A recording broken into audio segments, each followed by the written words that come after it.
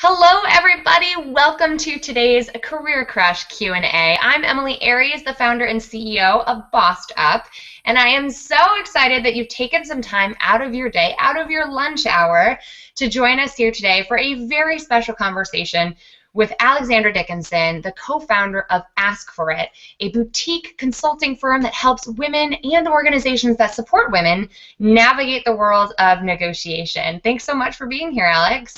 Thank you so much for having me, Emily. I'm so excited to chat with you today. It's so good to be tuning in from afar. You're in New York City, right? And I'm here in DC, but we're up in New York all the time, so I love meeting up with Alex when I'm in town, a fellow woman helping other women. Yes. And it's so great to have you here. I want to make sure that a couple of housekeeping notes before we dive right into today's conversation. The whole purpose of Career Crush Q&As are to keep these live, conversational, and relevant to you, the viewers who are tuning in right now. And this is true even for those of you who are replaying this later tonight or weeks from now on our YouTube channel. So throughout the course of the broadcast and well beyond it, you are welcome to and encouraged to tweet at both of us at BossedUpORG or at AskForItCo on Twitter and use that hashtag CareerCrush to sort of keep our conversation on the same thread. So weigh in with what specific questions you have for this wonderful negotiation expert we have with us today, and anything about either Ask For It or Bossed Up services and how we can help you craft a happy, healthy, and sustainable career path, which is what we're all about. So Alex, why don't you take a few minutes just to get us started by telling us about Ask For It. What is it? Why did you start this organization? And what are you all about? Yeah, so Ask For It, like Emily said, is a boutique consulting company, and that means that we are small. We work with women, we work with companies, we work with entrepreneurs, and our key area of focus is negotiation. So our mission is to close the gender wage gap.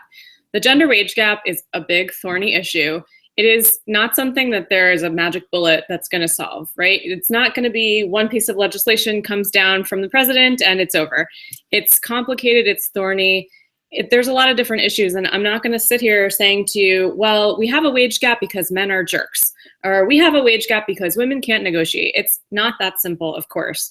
But one reason that I love teaching negotiation is you can learn it. You can learn it today. There's nothing holding you back. You don't need an MBA. You just need to learn some basic skills, some key concepts to craft a strategy, and you can start getting more of what you want today, tomorrow, right away. So you can close your personal wage gap, or you can make it closer to closed right away. You don't need to wait for anything. So what we do is we lead workshops, we lead bigger trainings, we do one-on-one consultations, and we focus on teaching negotiation skills. We teach women and men. Mostly we teach women. There are differences in strategies that are more effective for women, and men can use them too, but it kind of makes no difference. Everything that I teach comes from a social science background. So sometimes I make generalizations like women typically make less than men. That's something that you may have some anecdotal experience to support in your life, but it's also something that's really backed up by lots of studies. I keep current on all the research that comes out. I do tons of reading about negotiation strategies, wage gap stuff all the time. So I try to teach things that are relevant for anyone, but things that are extra relevant for women, strategies that women in particular can use to help them have more success in the current environment that we've grown up in, that we're in right now. And I always teach women, if you use these gender-specific strategies, then when you get to that leadership spot, when you get to that top spot, you turn around and you make sure that other women don't need to go through this. You don't make other people have to, think so carefully about how they frame everything, because how is everyone going to perceive it? Free up the women behind you and give them a leg up. I love it. And you're reminding me of all the reasons why I feel so aligned with the way you do your work, Alex. It's all about lifting as we climb, as we like to say here at Bossed Up, right? We women don't see each other as competition in this battle, but instead believe fervently in sharing this information and its power to change the world in doing so. I have to ask, so how did you get to Ask For It? When did you found this company, this boutique firm, and what were you up to before then? If you'd like to share a little bit about how the road, maybe straight, maybe not so straight, that led you to ask for it.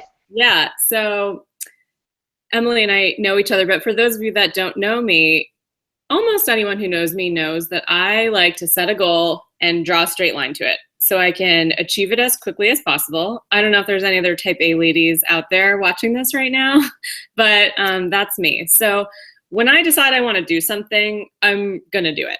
So I knew which college I wanted to go to, and I got an early decision, and I knew what sort of paid internship I wanted because I didn't want to work for free, and I got it. And I knew how much money I wanted to make when I graduated from college, and I got a job that paid that exact amount of money when I graduated from college. Thank you very much.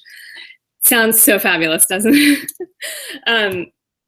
I'm coming to a turning point. Maybe you got that already. So, you know, I've worked in corporate. I worked at an oil company for 6 years, super big corporate, almost all men. And I was the youngest one, the only girl. And I say girl because I felt like a girl, not like a woman when I worked there. I learned a ton from that job. I would not take that experience back, but never mind. I got recruited after that to work at Saks Fifth Avenue in the international division.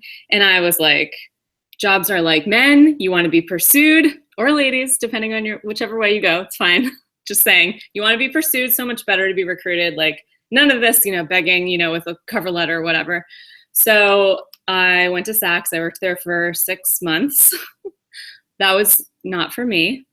For a number of reasons, it was not a great fit, you know, on both ends, I would say. So I chose to pursue something else. I went totally opposite direction. I went from super corporate, super, you know, at Saks, it was mostly women, but then when you got to the leadership roles, it was mostly men, right? So then I changed gears completely and I went to work at Barnard College. Barnard College, if you don't know it, it's a women's college that's affiliated with Columbia University here on the Upper West Side of New York, where I live. And Barnard, obviously, as a higher ed institution, it's a nonprofit. So I went from corporate to nonprofit, mostly men to mostly women. I worked at Barnard for 3 years. And you know what?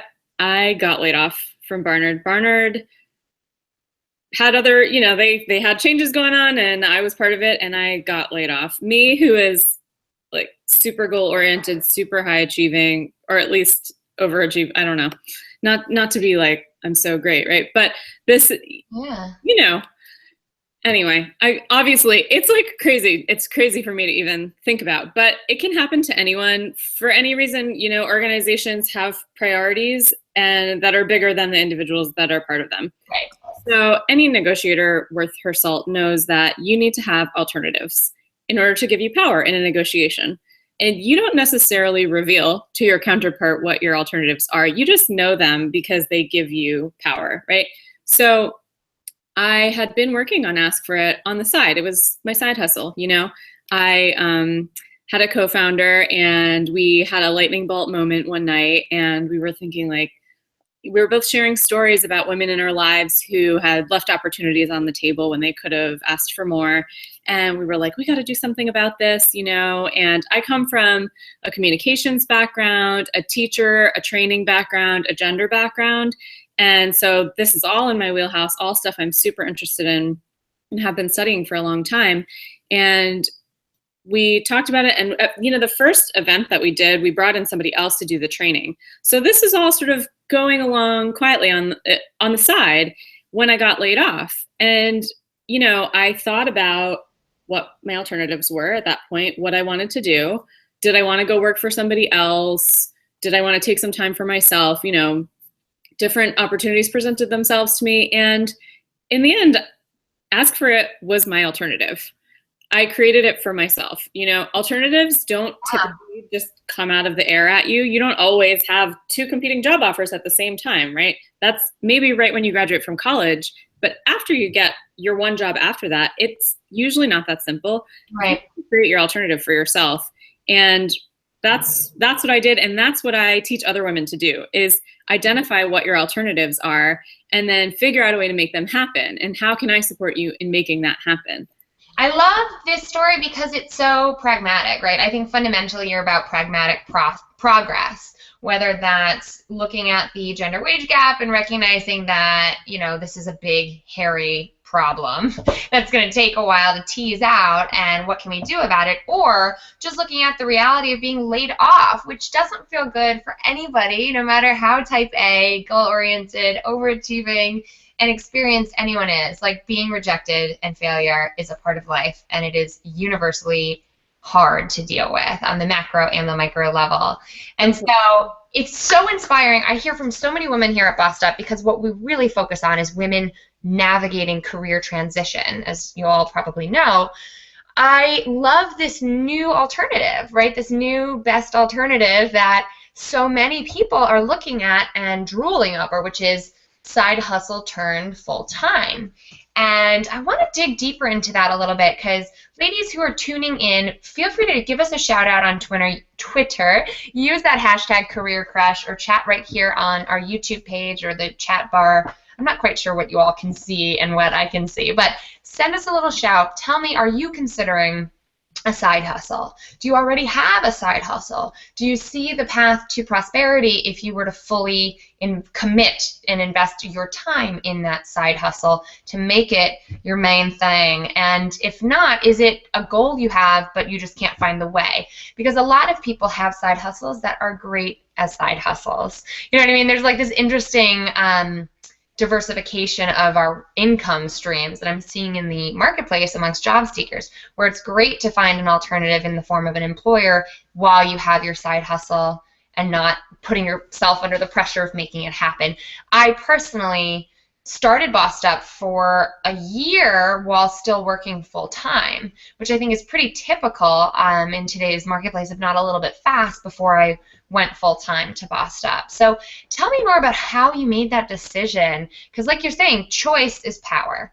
And so did you feel like you were making that choice in a mindful, conscious way? And what advice would you have for others who are navigating that kind of a pivot point based on your experience? 100%. You know, and everything you said really resonates with me, Emily, because I have a handful of girlfriends right now who are just extraordinarily smart and bright and capable, who are opting out, frankly, of like traditional corporate jobs for one reason or another, or opting out of like a traditional company type of thing because it's just not satisfying. I feel like we're going to continue to see these changes happen with millennial women as we get older.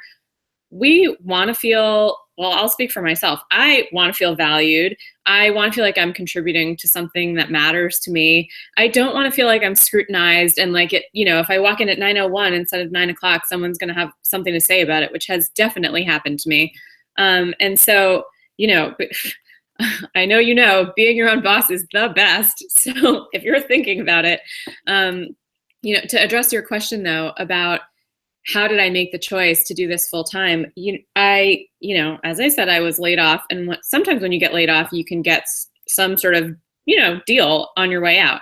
And so I had kind of a while transition period that they offered me to just continue working full time while I pursued other options. And I could have stayed a bit longer than I did. At some point, I chose to cut it off because it was no longer serving me or the organization. But I had that time to interview freely at other organizations. I had other interviews, I had other offers, and I thought about, you know, which things seemed like they would be good for me based on the previous experiences that I had had, you know, what I thought about working in corporate, what I thought about working at an education institution, and what I saw for myself going forward. And I am married, and my husband has a good job, so we're fortunate in that way for sure. And we talked about it together. It was very much a joint decision, of course, right? Because we live in one household, we have a shared bank account, and now he is the breadwinner, which I'm a strident feminist, and I encourage you to embrace yourself as a strident feminist. If you have a feeling about that word, like, come on board, we're ready for you. Right. So, you know. Yeah. For me, and just to address your earlier comment about me being a pragmatist, I am very much a pragmatist. I am not an idealist, and that probably tells you something about my politics too. But my husband and I talked about it together, and you know what? We don't have a mortgage. We rent in New York. New York is a town of renters, and we rent, and we don't have any kids. We don't have any immediate plans for kids now or if ever. And I challenge anyone in the world to be like, oh, you'll change your mind. That's such a pet peeve of mine. Like, give me a break. Yeah. Let's not. I have so many questions on this, Alex, because I'm glad you went here, lady, because so one of the things that makes Bossed Up really unique that I sometimes forget because I think is a no-brainer and just makes us honest, but I hear this, having just come off our last Bossed Up Bootcamp weekend here in DC, I heard this a lot, and I hear this often from people who are new to the Bossed Up community. We firmly and truly fundamentally believe that work, love, L-O-V-E, love, and wellness are interconnected. And so at every event, at every Bossed Up Bootcamp in particular, we treat all of those areas of our lives with the same seriousness, with the same, effort and energy that we put into planning where we want that part of our life to go. So at every Bossed Up Bootcamp, we bring in a licensed therapist who tackles love and relationships and talks about how that impacts our careers. And I actually just penned a piece that's coming out on our blog next week, or maybe tomorrow. I'm a little bit scrambled in terms of our production timeline, but all about how our relationships, whether we like it or not, do in fact impact our career choices. So as a feminist, talking to feminists, talking to a community of women who are here to talk about figuring our own shit out, especially, I have to say, to a group of women who are single and or who are coupled in one form or another, whether or not you believe in marriage or want to hop on that institutional bandwagon or not. What is that like? What does that feel like? Can you tell us more about how you made that conversation happen? And if you're willing, just share how you two, as a partnership, decided on entrepreneurship for the risks that are inherent to entrepreneurship. What did that feel like for you? And how did your husband, in this case, support you along the way, emotionally, financially, courageously? What does that actually look like? Because I feel like, and I might just be more curious than the average bear, but I honestly feel like these are the things that are taboo that we never talk about in these professional settings, and Bossed Up likes to blow that out of the water. So I love it. How was that for you? I always felt when particularly when I worked in super duper corporate, that your personal life was meant to be compartmentalized and put over here, and like it does not get in the way of your work. And that never worked for me. I am so on board with you and everything you believe in, and that you're teaching people about work, wellness, and love being combined together, because that's your whole self. And I really wanted to do something where I felt like I could bring my whole self to work every day. And you know what? I work from home now, as you can see my apartment behind me. And now I am my whole self here at my desk, at my job right now, every day, all the time. Sometimes it means there's no separation. So there's no separation. Sometimes it's like 1 a.m. on a Tuesday, I'm still working, sometimes it's Sunday, whatever. But then there are times when I go to the gym at 10 a.m. and that's amazing too. So, that stuff, that's the entrepreneurial life, which is great and flexible and a challenge and all those things. But, I am married to an amazing man who grew up in a really incredible household. My mother-in-law I'm just like going to give her a shout out. Hi, Sally, if you're watching. She's amazing. I love it. And Simon raised a great son, and Guy, my husband, is 100% on board with me. Absolutely, we made this decision together. There was never, it wasn't like we had to sit down and talk about it, because we were always talking about it. We were talking about it from day one that I got my first, we weren't together when I got my first job out of college, but very soon after we were, like about a month after. And all the feelings that I ever had about at work, whether I was doing something that I was engaged in, whether I thought it was interesting, whether I felt I was making a contribution that was meaningful. This is, one thing that we do is I really like to cook, and Guy is a great cook too. And so we have dinner together almost every night. Even if I go out for drinks with a girlfriend, I usually will maybe have a snack, but don't eat dinner, so I can come home and eat dinner with Guy. And he does the same for me. And so we talk about our days at the end of the day. And so the conversation about where is my life going? Where do I see myself? What's the contribution that I want to make in the world? Is always, it's every day, you know? And I love it. I'm like getting choked up over here because it is, I don't know if anyone else, okay, so ladies, if you are feeling this, please give us a shout out and ask us some questions, because otherwise I might just take this interview way off the rails here. We should talk about negotiation, but yeah. I love what you're saying about that sort of candid transparency with your ambition. And I literally started Bossed Up after the first HuffPo piece I wrote went viral about ambition and dating. So I was in a really toxic relationship with a very ambitious, hardworking, brilliant man for many years, but the power dynamic, talk about negotiation, the power dynamic was way off for a variety of reasons. I felt like I had no power, and that my ambition, when verbalized, was actually quite threatening and unwelcome. And having sort of gotten out, you know, clawed my way out of said relationship, which I don't know if anyone here tuning in has ever been in one of those relationships or is in one right now or is recovering from one right now, just know that things get better. But when dating, when looking for, if you are looking for, or just not really hard, you know, I wasn't looking very hard, but when people started coming into my life after that, I was very purposeful, like you're saying, Alex, of just always talking about my ambitions. There shouldn't be some surprise, you know, a big conversation that we have to, you know, present like a negotiation conversation.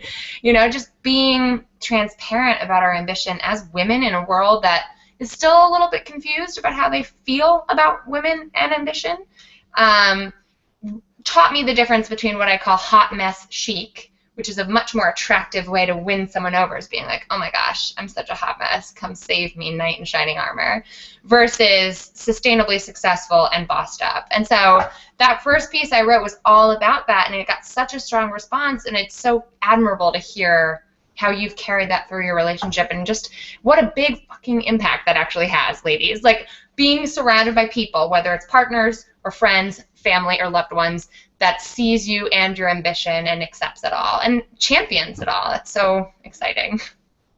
Yeah, 100%. I mean, having a community that supports you too is so important. I mean, I'm going to give a shout out to the Lady Project also. I'm a volunteer on the leadership team in the New York chapter. So any New York City ladies that are tuning in, our next event is May 18th. Hope to see you there. It's about women's health, speaking of taboos. But I first got involved with the Lady Project last winter. I followed Julie Siegel on Twitter. She's the co-founder of Lady Project, and she's the founder of Dear Kate, which is an awesome company that makes high performance under things for ladies for that time of the month. I followed Julie on Twitter because I had heard about Dear Kate somehow, and Julie tweeted about a Lady Project event, and I was like, Lady Project? I'm a lady. I want to be part of this. This sounds great. I love it. It was like one of those weeknight, like, yeah, type of things, and I completely fell in love with Lady Project, and I wound up getting involved, and now I'm a volunteer, and now I'm on one of the board committees, and you know, everything about Lady Project speaks to me. And so, you know, one way to describe it is like networking, but that sounds so lame, so boring, and it's so different than what Lady Project is, which is, you know, we put on cool monthly events that are about supporting one another and, as you said, lifting as we climb, basically. Yeah. And the women that I met, Julie included, and Sierra, the founders, I mean, Julie and Sierra are both younger than me, and I feel like that's okay to say that, right? Whatever. Yeah. They are so incredible, so smart, so inspirational. Me getting laid off and already knowing them and seeing what they were doing in the world, I was like, well, who gave them permission to do it? No one. They just decided, and look how successful they are. And I'm not talking about success in terms of gazillions of dollars or like international fame and fortune. I mean, they're doing things that matter to them, that they feel really happy about. They're creating an impact for other women that see them as role models. And what could be a better thing to do with my life every day? That's so perfect. It kind of shows just how contagious courage can really be, and a community of courage is exactly that, has that impact. Julie and I graduated from Brown in the same year. I've been a huge fan of Julie since the very beginning. When Dear Kate's had a different name back in the day, I was at her like launch parties, and She and I, shout out, everyone loves the Lady Project, where I have had the pleasure of speaking at their annual conference, like you did this past year. Yeah, I came to Lincoln, and it was great. It was great. So we just have a couple minutes left. I want to talk about negotiation. Let's get back to money. We've tackled love and feminism in record time. The other topics of the world. I know, right? Now let's just conquer a little thing called money while we're at it. So what are some of the common mistakes you see women making in particular, if you had to name like 2 to 3 max? And how can we start to better prepare ourselves or educate ourselves on becoming expert negotiators? Yeah, so I would say the number one thing, and this applies to men and women, but and I'll come back to a woman-specific one too, but the number one thing really, I think, is that we get so focused on what it is that we want and what magic words we're going to say that are going to work to convince the other person that, you know, they should give you whatever it is. We're so focused on ourselves and making sure we can do the right thing, get the words out in the perfect way, that we forget to think about the counterpart. I'm using the word counterpart really specifically. I'm not saying opponent, right? Because I don't want you to have that mindset of it's me against you. I'm going to win and you're going to lose. That's not how I teach negotiation, and that's not the most successful way to get more of what you want. When you think about your counterpart, meaning the other person that you're talking to that also wants to get something, it's better if you can approach it from that mindset of creative problem solving. And as you're preparing your strategy, it's very important to know what your goals are, what you want, of course. It's just as important to know what the other person wants and thinks and feels and is stressed about and is their back table, right? They have to turn on and get approval from somebody else. What is that person going to say? So to the extent that you're thinking about what you want, how much can you put yourself in the other person's shoes to think about what they want too? That's how you're going to be able to sell what you are looking for to them in a way that speaks to them that they're going to care about. Which brings me to my next point, which is a more gender-specific one, which is the delivery of the message, what it is that you want, right?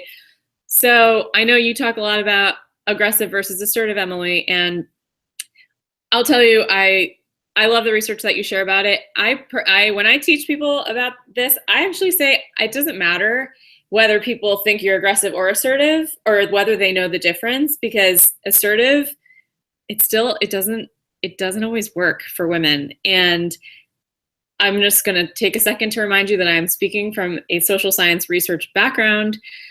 So many studies are out there that when women do think, we expect women to be warm and kind and nice and sweet as sugar. And you know what? Most women are warm, kind, and nice. And you know what? Most men also are warm, kind, and nice. Like, great. You know, the thing is, we think women are warm, kind, and nice, and we think negotiators are aggressive or assertive, but it doesn't matter which one because they don't go together.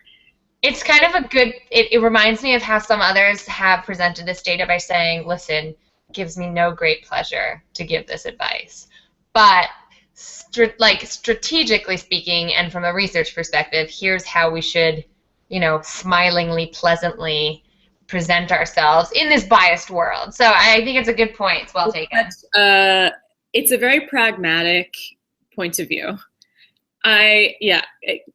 Completely. It's just pragmatic. It's just acknowledging the unconscious bias that all of us have from growing up in the world and being influenced by all the things that influence you. So, for a woman to go into her performance review and say, I've had a great year, I want a raise. It's probably not going to work, honestly. Studies show that that's not going to work. So for a man to go into his performance review and say, I've had a great year, I want to raise, it's probably not that big of a deal. So, there are strategies that I teach women in particular and ways to talk about your accomplishments that you just talk about them in a way that the other person can hear you, so that they're not so busy thinking, oh my God, I can't believe she did this or said that or whatever. You want to communicate with somebody in a way that they're able to be receptive and getting the other stuff out of the way that's going to get them going down a different path in their mind. You want them to stay with you in that conversation And there are things that you can do, that are just super pragmatic, that take those unconscious biases into account and help you achieve what you're looking for. Can you give us like one little sneak peek, one little tidbit that we can take away from this if we're about to walk into a negotiation seminar or negotiation situation in the next week? Absolutely, yeah. So the acronym that I like to use to remember this is SEAS, S-E-A-S. It stands for show, explain, ask, and sell. So show that you care about organizational relationships. You're not just out for you. Explain why your request is legitimate. I know. Put yourself in the other person's shoes. They're going to have to explain to somebody else. So explain why your request is legitimate. Ask a lot of questions, both to seem really empathetic and all that stuff, which is very, what we expect from women, and also to learn what their priorities are, because it's important to understand what they want. That's how you can make good deals together. And then finally, sell your ability to negotiate as a skill that you bring to the table. Because chances are you have to negotiate in some way within your job, not just for your salary or for a bonus or whatever, but maybe with another team for resources, or with a vendor, or, with a client. I love it. I love it. Alex, that's awesome. So I have to wrap because we are out of time, but where can we learn more about you and Ask For It if we want to find out how else we can work with you? Yeah, absolutely. So brand new website URL, actually. It's askforit.co.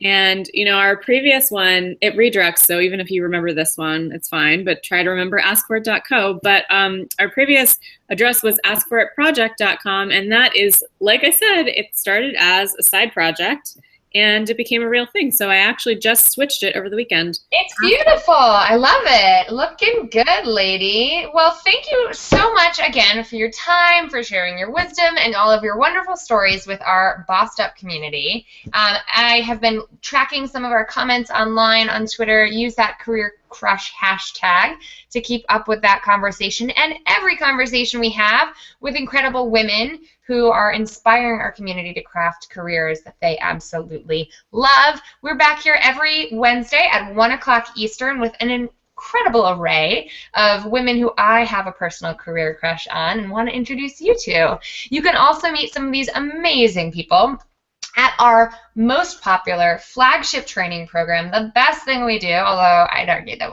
I like everything we do at Bossed Up, but my favorite weekend event is a weekend-long retreat called Bossed Up Boot Camp that is all about hard skills training in a really interactive workshop format for women navigating career transition. So whether you're reaching for that promotion, considering making a big leap to a new career field altogether, or going full-time with your side hustle, or just looking for a new job and need to get out and feel stuck, apply today at bossedup.org/bootcamp, where you can find all the details. And we are coming next to New York City next month, and then back to DC a few more times this year, and up in Boston.